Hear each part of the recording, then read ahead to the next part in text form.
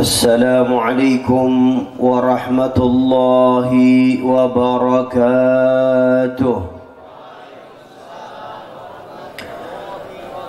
الحمد لله الذي بنعمته تتم الصالحات وتنزل البركات وتقسم النفحات وتغفر الذنوب والخطيئات. آمين.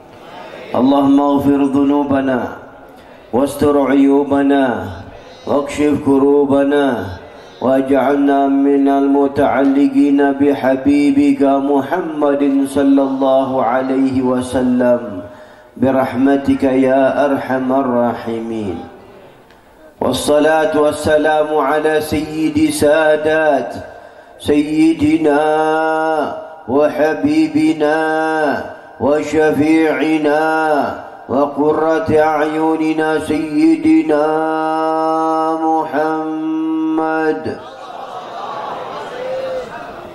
طيب القلوب ودوائها وعافية الأجسام وشفائها ونور الأبصار وضيائها وقوت الأرواح وغذائها وعلى آله وصحبه أجمعين. فرب اشرح لي صدري ويسر لي أمري واحلل عقدة من لساني يفقه قولي. أما بعد. Para hadirin dan hadirat rahimakumullah, khususnya para habaib, para kiai, para asatidzah, para orang tua, yang semua kita berharap yang ada di tempat ini mendapat perhatian dari baginda Rasulullah sallallahu alaihi wasallam, karena kita ikut serta di dalam perhatian kepada orang-orang sebagai penerus daripada perjuangan baginda Rasul sallallahu alaihi wasallam. Kita hadir di tempat ini daripada haul seorang dai, seorang saleh, seorang ulama yang Allah Subhanahu wa taala telah tentukan pada zamannya beliau sebagai penerang di daerah ini, bahkan beliau sebagai penerang di dalam bumi Allah Subhanahu wa taala, yaitu Kiai Haji Muhammad Zarkashi rahimahullah.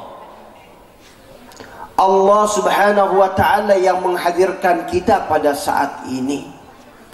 Kalau bukan kehendak dari Allah, maka kita tidak akan bisa hadir di tempat yang mulia seperti ini, yang mana tempat ini adalah tempat yang menunjukkan daripada tanda-tanda kebesaran Allah Subhanahu wa taala.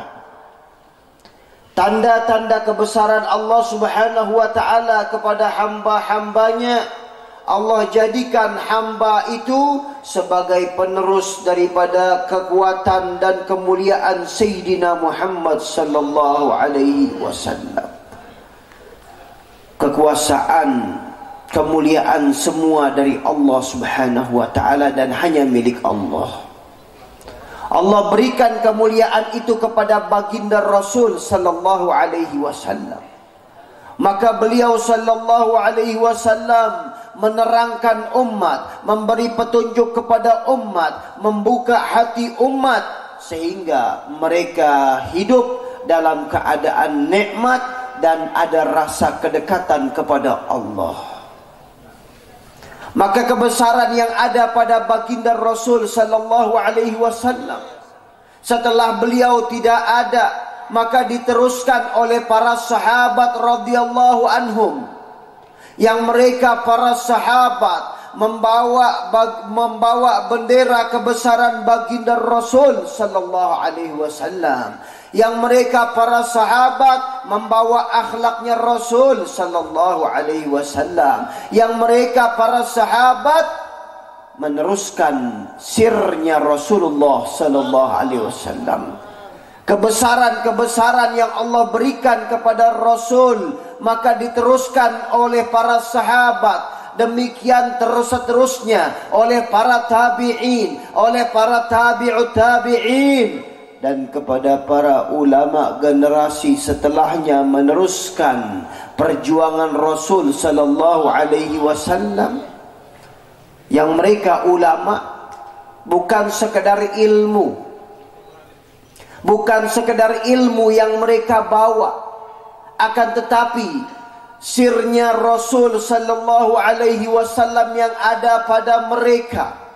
Sebagaimana Rasul sallallahu alaihi wasallam diberikan oleh Allah Subhanahu wa taala bagaimana mukjizatnya, maka mereka para ulama salihin Allah berikan karamah.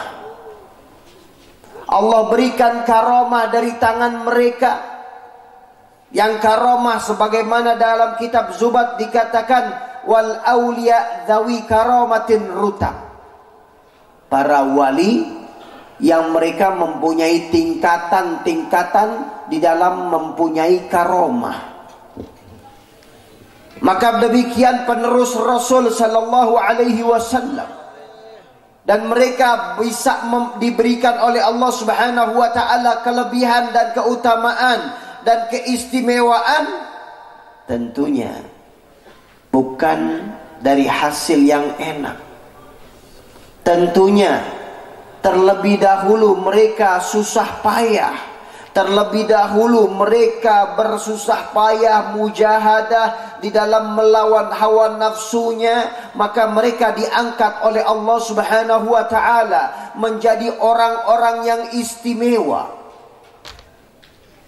Makanya hadirin dan hadirat, ini kedudukan ulama ini luar biasa.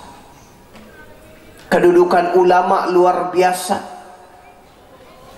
Rasul sallallahu alaihi wasallam beliau bersabda, "Akrimul ulama fa innahum indallah kurama mukramun." Muliakan ulama, sesungguhnya mereka mulia di hadapan Allah dan dimuliakan. Mereka ulama mempunyai kedudukan yang luar biasa. Sehingga Imam Hasan Basri rahimahullah mengatakan, apabila di hari kiamat nanti ditimbang pena yang dilakukan tinta daripada para ulama dengan darahnya para syuhada, maka lebih berat tintaknya ulama daripada darahnya para syuhada. Belum lagi kedudukan fadilah yang disebutkan dalam Al-Quran, begitu juga dalam hadis kedudukan para ulama salihin, yang mereka menjadi lentera, mereka menjadi penerang untuk umat, karena mereka mewariskan baginda Rasul sallallahu alaihi wasallam, mewariskan ilmunya, mewariskan akhlaknya, mewariskan sirnya Rasulullah sallallahu alaihi wasallam. Sehingga kalau dahulu mereka para sahabat radhiyallahu anhum merujuk kepada Rasul sallallahu alaihi wasallam, mereka ada apa-apa datang kepada Rasul sallallahu alaihi wasallam, maka generasi setelahnya mereka datang kepada para ulama. Maka ketika mereka minta kepada para ulama, ulama mempunyai beban di dalam perasaan mereka, di dalam diri mereka, maka mereka munajat memohon kepada Allah Subhanahu wa taala.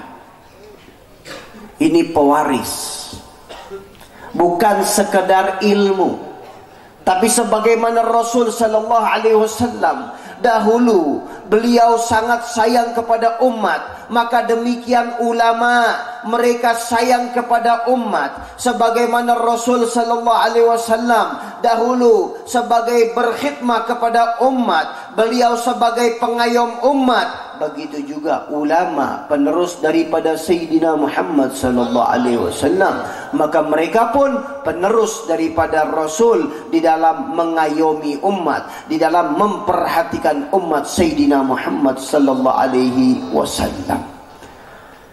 Maka hadirin, ini ulama luar biasa. Tapi bagaimana mereka bisa menjadi ulama? Ja'alnahum a'immatan yahduna bi amrina lamma sabaru. Allah Subhanahu wa taala menerangkan Aku Allah Subhanahu wa ta'ala jadikan mereka para a'imah, mereka para ulama besar, para imam-imam yang bisa memberikan petunjuk, yang bisa membukakan hati umat, yang bisa membukakan hidayah, yang bisa membukakan keaiban orang sehingga dia taubat, sehingga hati tersentuh. Ulama yang bisa melakukan seperti itu, bagaimana mereka bisa mencapai itu semua? Yahduna bi amrina lamma sabaru. Ketika mereka sabar, pahit yang mereka rasakan di dalam perjalanannya, maka dari pahitnya mereka tahan sampai pahit pun tak terasa dalam kehidupannya, dan mereka merasakan kenikmatan apa yang diberi oleh Allah Subhanahu wa ta'ala. Ini sahibul haul yang kita bikin hallnya sekarang. Beliau dari kecil mujahadahnya melakukan puasa. Beliau berpuasa dari kecil sampai beliau menjelang wafatnya pun itu puasa beliau senantiasa lakukan. Ini contoh. Mereka jadi ulama bukan sembarang. Bukan hanya praktek berceramah, bukan hanya kursus di dalam ceramah, tapi hati mereka yang mereka asah untuk dekat kepada Rasul sallallahu alaihi wasallam, sehingga Rasul sallallahu alaihi wasallam senang dengan orang-orang seperti ini, dan orang itu pun ditunjuk oleh beliau sallallahu alaihi wasallam sebagai penerus daripada perjuangan Rasulullah sallallahu alaihi wasallam. Inilah yang dicari dan inilah yang dinanti-nantikan oleh umat, ulama sebagai warathatul anbiya. Ulama sebagai pewarisnya Rasul sallallahu alaihi wasallam. Maka di sini yang perlu kita pahami, di dalam jalannya para ulama dahulu, ketika mereka menuntut ilmu, ketika mereka belajar, maka bukan hanya sekedar ilmu luar biasa. Diceritakan oleh para ulama dahulu bagaimana mereka menuntut ilmu. Ada dikatakan oleh Al-Sayyid Al-Habib Muhammad bin Alwi pada masa itu, ratusan tahun yang lalu, ketika beliau belajar, masa itu tidak ada lampu, maka beliau belajar dengan lampu pijar, dengan lampu api. Beliau baca dengan adab yang istimewa, memakai imamah dan rapih, sampai beliau dari seriusnya baca kitab, imamahnya terbakar. Ketika imamahnya terbakar, beliau ambil lagi imamah yang kedua. Beliau pakai imamah karena menjalankan adab dengan pembacaan kitab. Beliau baca lagi serius, sampai ketika beliau serius tidak terasa imamahnya terbakar yang kedua kali. Terus sampai yang ketiga, sampai yang keempat, sampai ke-13 kali. Mereka para ulama, ketika mereka belajar, maka mereka lupa dengan tidur. Bahkan berapa banyak di antara mereka, dari jauhnya mereka daripada tidur, menjauhnya mereka daripada tidur, sengaja di antara mereka apabila datang ngantuk, mereka duduk di atas tingkat. Kalau ngantuk dia bisa jatuh jadi seger. Di antara mereka ada makan cabai yang pedas, hilang ngantuknya. Ini mujahadah, bagaimana dahulu mereka menuntut ilmu. Dikatakan oleh Al-Imam Syirazi bahwasanya Imam Syirazi pada masa itu ketika beliau belajar, beliau dalam keadaan fakir miskin, tidak punya makanan. Maka ketika beliau makan, beliau cari makanan, beliau dapatkan makan beliau itu hanyalah roti-roti yang kering. Maka beliau cari di pasar bekas daripada ampas kacang. Kalau kita ampas, umpamanya ampas kelapa, Itu ampas yang sudah dibuang, diambil lagi, direndam dengan air, maka roti itu direndam, beliau makan dengan syukur kepada Allah Subhanahu wa taala. Ini Syekh As-Sayrazi, beliau adalah pengarang kitab Muhadzab yang disyarahkan oleh Al-Imamun Nawawi.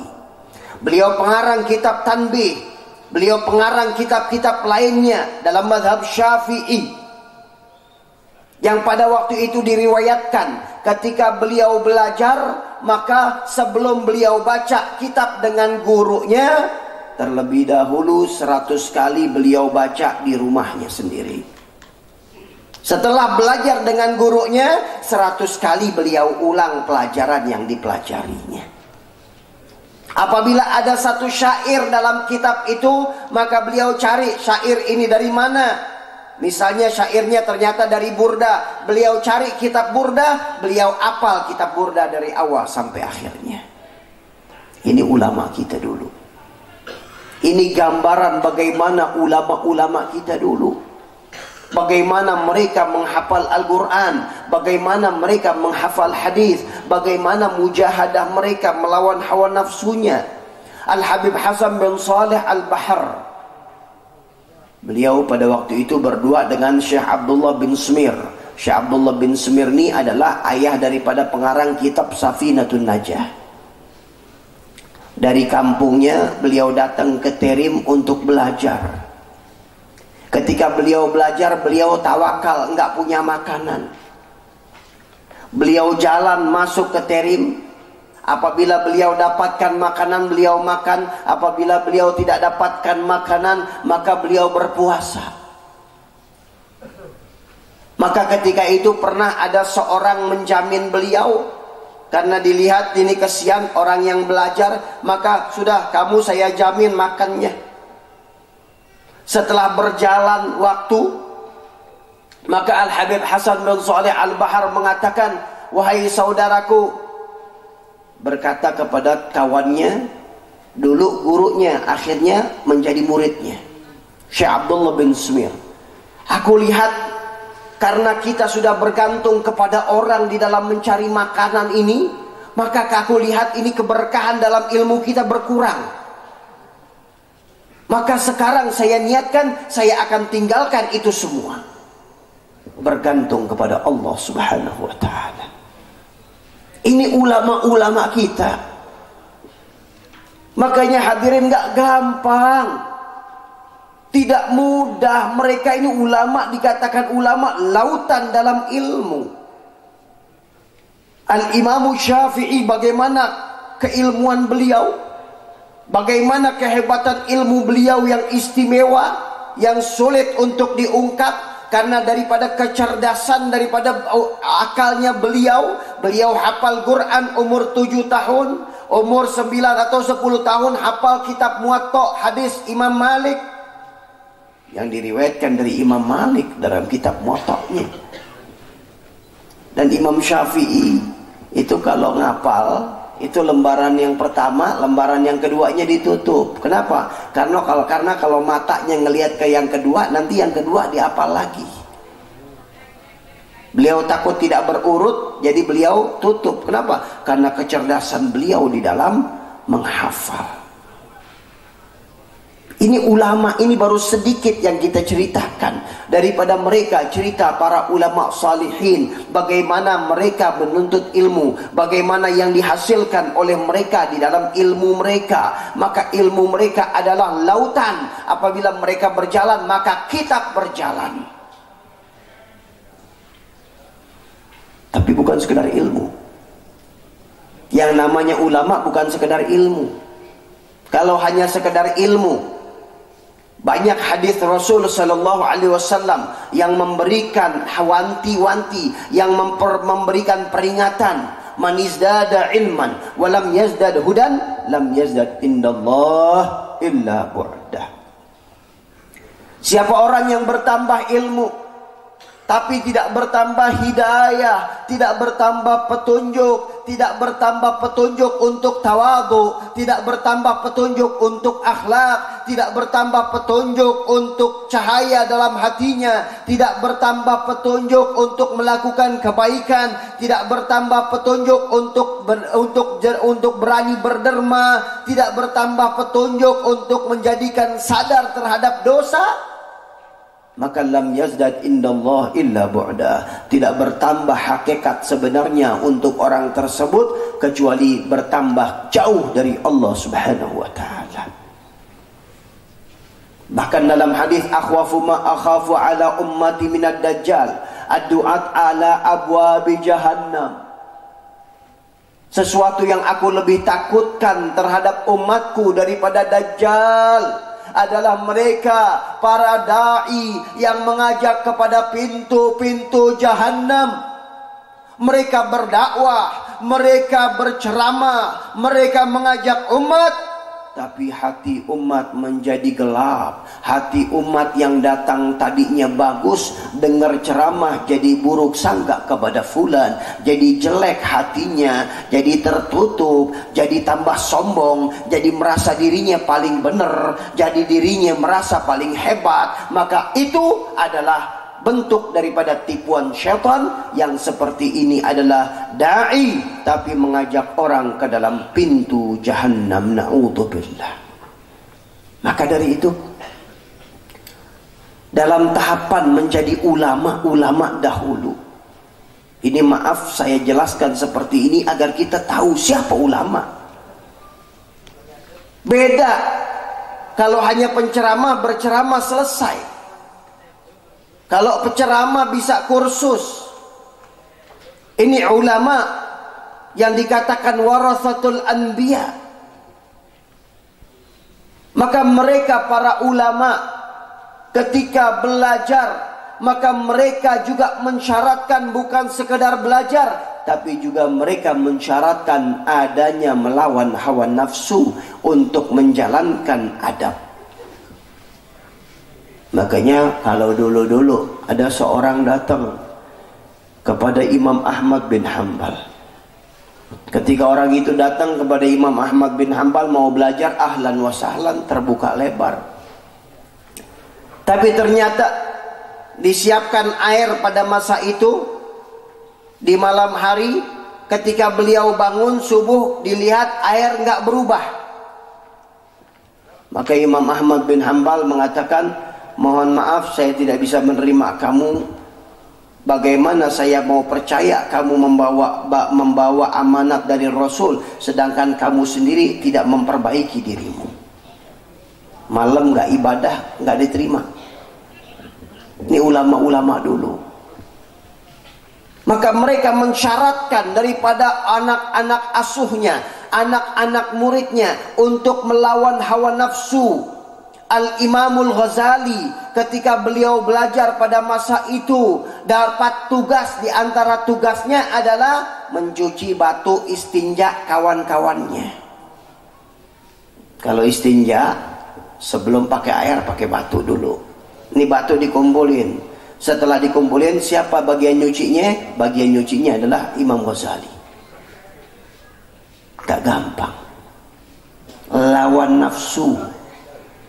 Dan para murabbi, orang-orang yang ulama yang saleh, yang mereka tahu mereka adalah dokter untuk para murid-muridnya. Mereka tahu muridnya terjangkit penyakit malu yang tidak benar, artinya pengecut. Muridnya yang satu ini terjangkit penyakit sombong, muridnya ini terjangkit penyakit ghurur, tertipu. Muridnya dia tahu dan dia tahu bagaimana cara mengobatinya. Makanya Syekh Abdul Qadir Jailani rahimahullah qaddasallahu sirrah, beliau mengatakan, terkadang aku mengatakan kata-kata yang kasar, kata-kata yang kotor kepada muridku untuk membentuk hatinya. Enggak sembarangan. Inilah pentingnya kembali kepada pendidikan salaf soleh. Yang mereka para salaf soleh ketika mereka mendapat pendidikan yang istimewa, bukan hanya sekedar ilmu. kalau ilmu bisa diapal, tapi masalahnya adakah mursyid yang mengarahkan orang itu untuk dia kenal kepada Allah? Sedangkan Allah Subhanahu wa taala menjelaskan wa kunu ma'as shadiqin. Kunu ma'as shadiqin. Jadilah kalian bersama orang-orang yang jujur kepada Allah. Enggak dikatakan jadilah kalian orang-orang yang jujur.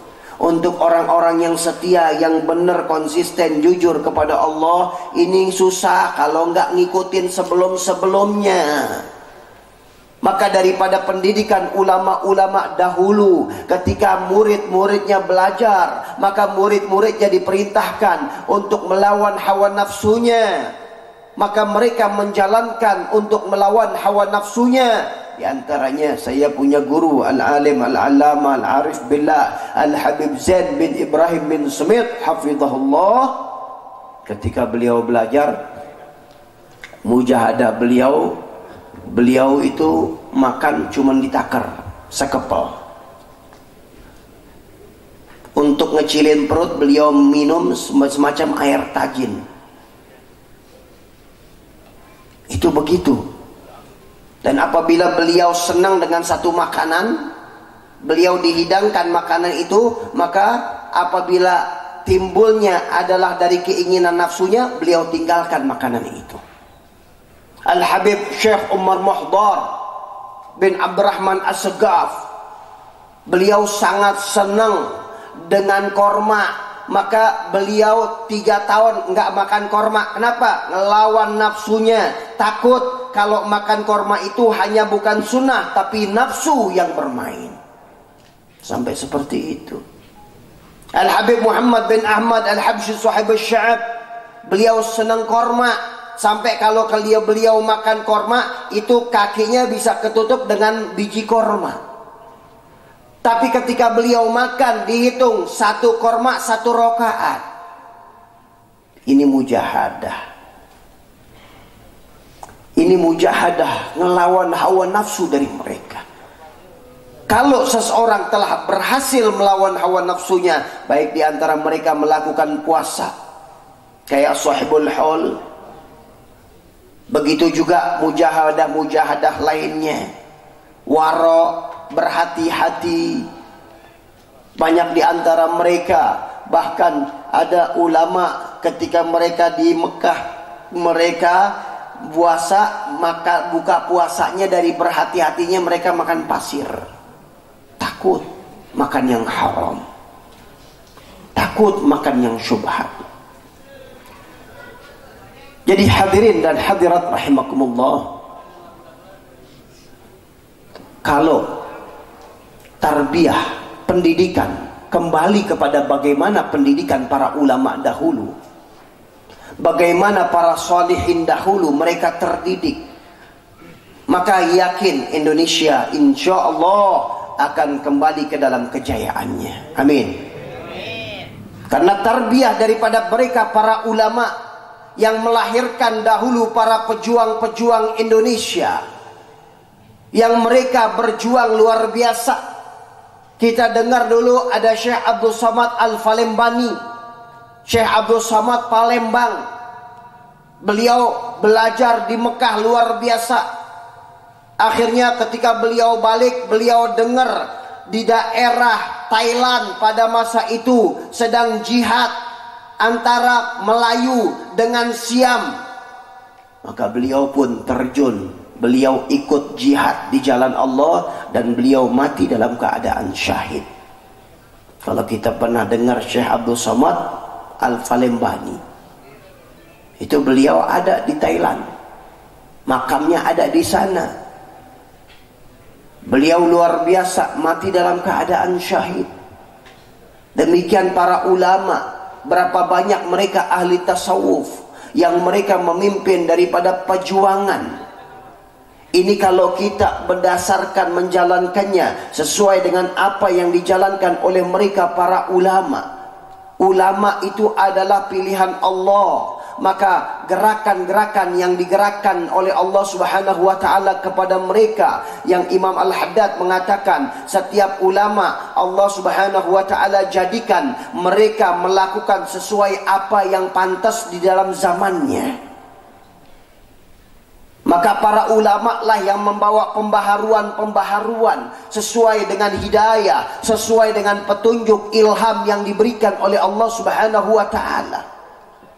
Ini kalau ulamanya model kayak tadi. Ini ulamanya ulama istimewa. Ulama yang dalam hatinya udah nggak ada lagi keinginan kepada dunia.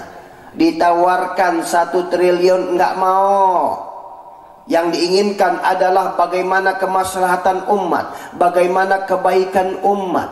Ini yang kita perlukan di zaman ini. Ulama-ulama yang mereka punya ketakwaan kepada Allah, punya kedekatan kepada Allah, punya keistimewaan di hadapan Allah Subhanahu wa taala. Dan Allah Subhanahu wa taala senantiasa daripada setiap zaman tidak akan pernah kosong daripada mereka orang-orang yang dekat kepada Allah. Dari dulu sampai sekarang wali masih banyak. Enggak ada dikatakan wali sudah habis, enggak. Atau jarang, tidak, banyak. Al-Syekh Al-Imam Al-Habib Abdurrahman bin Abdullah Balfaqih, murid daripada Imam Al-Haddad, beliau mengatakan waqalla qaumun an hudahum dallu qad udimu fi asrina aw jallu. Sebagian mereka orang-orang yang jauh daripada petunjuk mengatakan para wali sudah enggak ada atau sudah sedikit. Kalla walakin jallu an a'yun an arahu a'yunul juhali.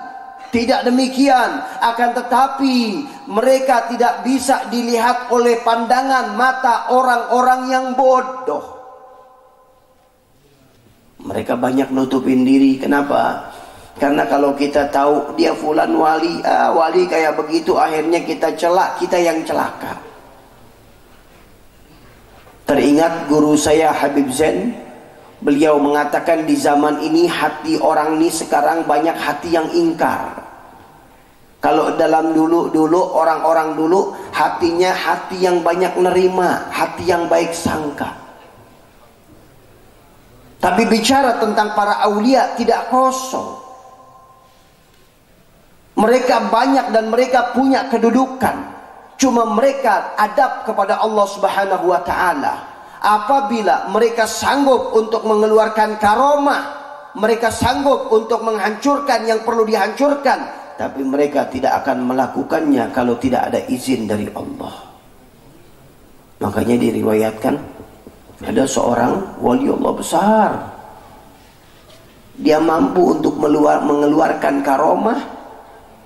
Ketika dia kelaparan, dia mampu untuk mendatangkan karomah, tapi dia nggak keluarkan. Dia ridha kepada Allah walaupun dia meninggal dalam keadaan kelaparan.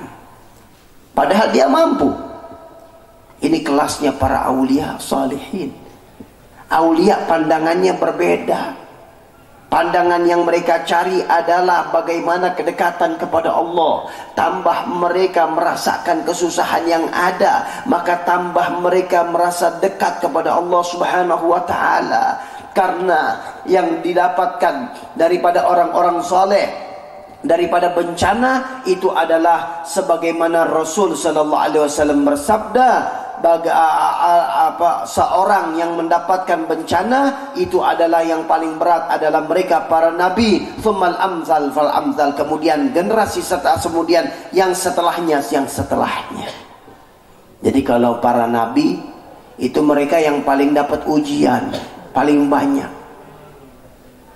Mereka paling banyak dapat ujian, tapi mereka adalah orang-orang yang lurus di dalam ujiannya. Nabi Ibrahim, kita tahu kemarin cerita habis korban, itu kan cerita tentang Nabi Ibrahim, ujiannya luar biasa. Sudah lama pengen dapat anak, akhirnya Allah kabulkan dapat anak, diperintahkan untuk disembelih. Ujian, tapi ujian ini bukan untuk menghinakan, Karena mereka para nabi maksum, terpelihara dari dosa. Artinya nggak mungkin kalau para nabi itu menyeleweng, nggak mungkin kalau para nabi itu menolak perintah Allah. Maka itu adalah pujian untuk Nabi Ibrahim, sehingga sejarah terus menceritakan bagaimana kebaktian Nabi Ibrahim kepada Allah Subhanahu wa taala. Mudah-mudahan Allah Subhanahu wa taala membukakan hati kita. Allah Subhanahu wa taala mendekatkan hati kita dengan hatinya para aulia. Dibukakan hati kita dan diyakinkan hati kita dengan kebersihan hati para salihin, dengan keberkahan mereka. Mudah-mudahan Allah Subhanahu wa taala maafkan dosa-dosa kita. Dijadikan semua di antara kita yang hadir di tempat ini mendapat perhatian besar dari Sayyidina Muhammad, mendapat perhatian dari Rasul sallallahu alaihi wasallam untuk menjadi anak-anak yang saleh, untuk menjadi orang-orang yang saleh, untuk sebagai penerus daripada perjuangan Rasul sallallahu alaihi wasallam. Dan mudah-mudahan kita berharap dan meminta kepada Allah, majlis ini majlis yang menggembirakan baginda Rasulullah sallallahu alaihi wasallam, dan kita semua dapat menggembirakan Rasulullah, anak-anak kita dapat menggembirakan Rasulullah, keluarga kita dapat menggembirakan Rasulullah dari berkah sahibul haul yang beliau bagaimana mujahadahnya. Maka mudah-mudahan Allah Subhanahu wa taala jadikan kita semua tidak ada di antara kita di sini balik kecuali mendapat rahmat besar dari Allah, mendapat cahaya hidayah, mendapat sentuhan hati, mendapat keinginan hati untuk meniru mengikuti orang-orang yang saleh. Dan mudah-mudahan Allah Subhanahu wa taala panjangkan umur kita, sehat wal afiat dalam taat kepada Allah Subhanahu wa taala, dan ketika datang wafat nanti dalam keadaan husnul khatimah birahmatika ya arhamar rahimin, ya arhamar rahimin, ya arhamar rahimin. Hadirin, kurang dan lebih saya mohon maaf. Wabillahi taufiq wal hidayah. Assalamualaikum warahmatullahi wabarakatuh.